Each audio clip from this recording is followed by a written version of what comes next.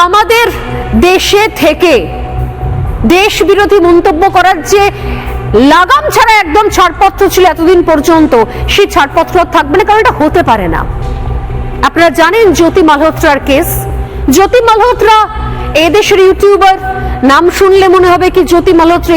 YouTuber রয়েছে, অনেকগুলো blog বানাচ্ছে, কিন্তু আসলে এই সমস্ত নামের আড়ালে কিছু মানুষ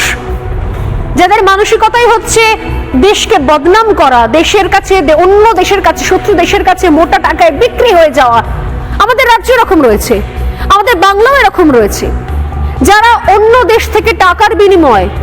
যেরকম অনেকেই জানেন আপনারা যে বাংলাদেশের জামাতের টাকা সরাসরি আসে এই পশ্চিমবঙ্গের